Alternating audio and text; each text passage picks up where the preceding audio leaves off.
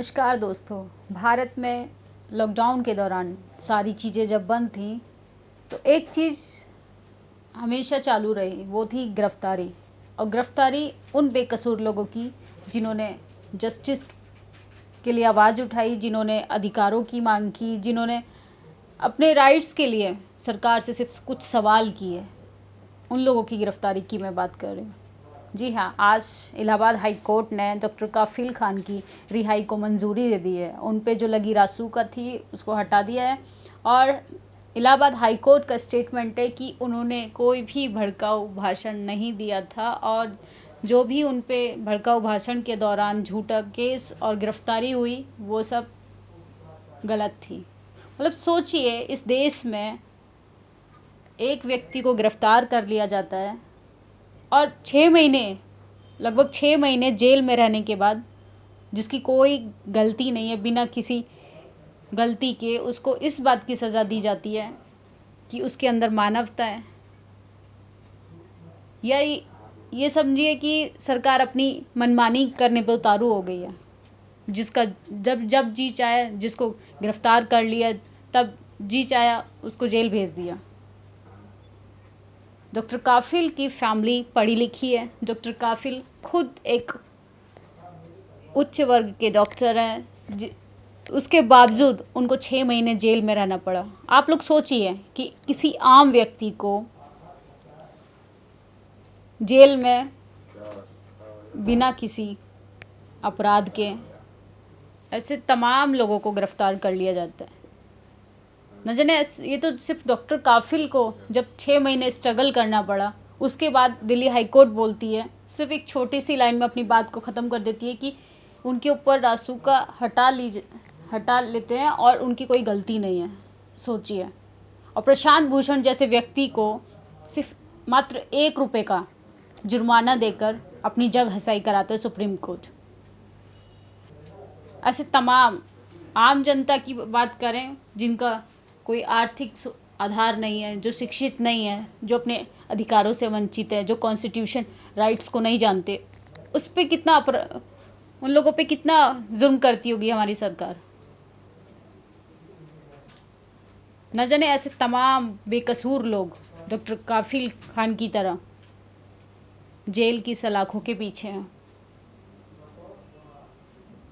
आप लोग उन लोगों के लिए आवाज़ बनिए और सरकार से सवाल कीजिए।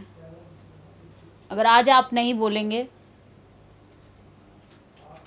तो संविधान को बचाने के लिए, अगर आज आप लोग नहीं बोलेंगे तो समझिए कि आप लोगों को आने वाली आपकी जो पीढ़ी है वो डॉक्टर काफिल की तरह ही जेल की सलाखों के पीछे जाती रहेंगी बिना किसी जुर्म के। ये तो डॉक्टर काफिल की बात थी। इस देश में चाहे बेकसूर लोगों की गिरफ्तारी हो, चाहे अर्थव्यवस्था हो, दोनों ही इस कदर बेकार हो चुके हैं, स्थिति इतनी ख़राब हो चुकी है। जिस तरीके से हमारे देश की जीडीपी का स्तर 23.9% गिरावट आई है।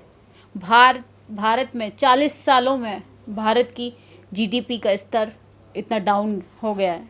अब सोचिए कि सरकार इतनी गिर चुकी है कि वो जीडीपी का स्तर इसके आधार पे गिर रहा है। हमारे माननीय मोदी जी सिर्फ फ़ोटो शूट कराने के लिए मीडिया के सामने आते हैं। मीडिया उनको मोर को दाना खिलाते हुए दिखाती है और न जाने ऐसे तमाम खबरें जिससे देश का न जनता से कोई लेना देना है। उनकी पर्सनल लाइफ को वो उसको पब्लिकली बना देते हैं। अपने मन की बात को वो मनोरंजन के तौर पे कहते हैं। उन्हें लोगों की और जनता की मन की बात से कोई लेना देना नहीं है।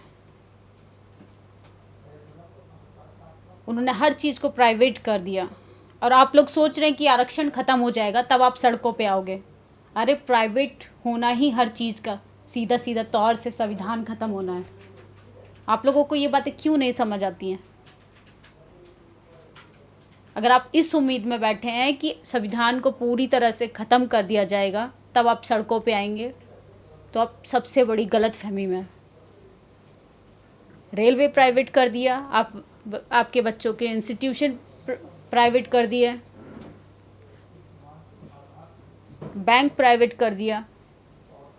सोचिए बिहार जैसी जगह पे लोग बाढ़ से पानी में रहने के लिए मजबूर हो चुके हैं। किस तरीके से भारत की स्थिति खराब हो चुकी है। इस सरकार का बायकॉट कीजिए, अंधभक्ति को छोड़िए और अपने अधिकारों की बात कीजिए जो आपके लिए सही है, क्योंकि ना सरकार आपको खाने के लिए देगी, ना सरकार की नीतियाँ। आपको तब भी उतना ही मेहनत करना है, लेकिन फ़र्क सिर्फ इतना है कि इस बार ना आपको काम मिलेगा और ना आपके आने वाले बच्चों को। प्रशासन व्यवस्था में वही लोग बैठेंगे जो ऑलरेडी सरकार में है। परिवारवाद, क्षेत्रवाद कंटिन्यू होता रहेगा।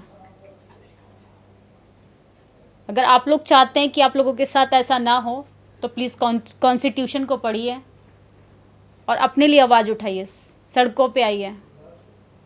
आप लोगों की क्या प्रतिक्रिया है, अपनी राय ज़रूर दें। धन्यवाद।